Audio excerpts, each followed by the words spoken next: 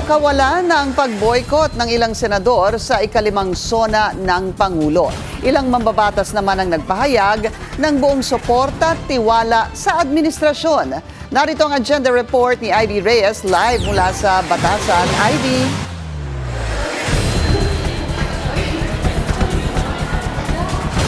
Pinky, mas malaki ang State of the Nation address ni Pangulong Bongbong Marcos ngayong 2025 kumpara noong nakaraang taon dahil resulta ng kanyang litanyang "Mahiya naman kayo" ang sentro ng kanyang talumpati ngayon. Pero bago magsimula ang sona ng Pangulo kanina, ang ilang senador at kongresista ay nagpahayag na kanilang pagkasatisfied daw sa performance ng Marcos Jr. administration nitong nakaraang taon. Meron akong nakikitang maliwanag na direksyon, and I must say, I am very much satisfied with the performance not only of the President but of the entire PBM administration. Mahirap magbigay ng numerical grade, but as to whether I'm satisfied or not, I am very much satisfied. Mula sa overall governance hanggang sa usapin ng accountability, kumpiyansa si House Prosecutor and Batangas 2nd District Representative Jervil Luistro sa Pangulo dahil matagal na raw talaga nitong priority ang pagpapanagot sa mga tiwali. Kaya ang inaasahan daw niya sa sonong ito ay ang commitment ng Pangulo sa accountability. Hanggang ngayon, Pinky, walang yes or no na sagot ang Malacanang sa kung i-authorize ba ni PBBM ang bank records ng Vice Presidente. Ang tanging sagot kasi ng Malacanang dyan ay labas ang Pangulo sa impeachment trial na ito, pero importante raw talaga yung records ng VP para sa kanyang trial.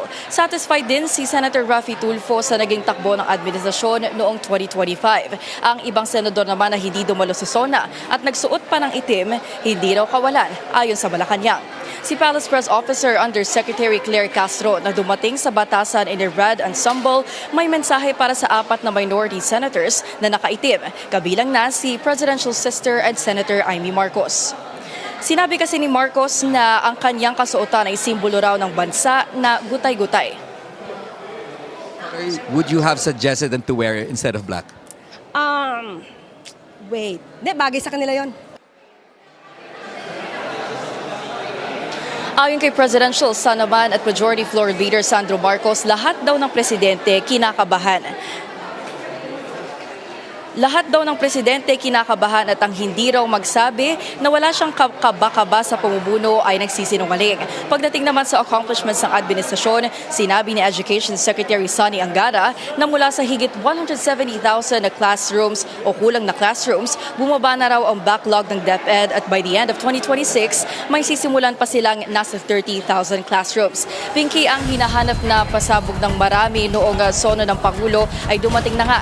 Nang simulan niya ang kanyang speech with a flood control probe at with a mention of his cousin, presidential cousin and former House Speaker Martin Romualdez. Natanong din natin, Pinky, si Communications Secretary Dave Gomez kung paano napunta sa pinsa ng Pangulo ang simula o introduction ng kanyang speech at sabi niya, it's a natural follow-through of the last SONA speech. Ayon naman kay Executive Secretary Ralph Recto, tamang timpla raw at hindi, and I quote, bola-bola ang sona ng presidente. Malinaw din daw ang mensahe ng Pangulo at ang panawagan niya na iwasan na ang pamumulitika at magsimula na sa pagtatrabaho. Pinky. Maraming salamat, Ivy Reyes, nag-uulat ng live mula sa Batasan.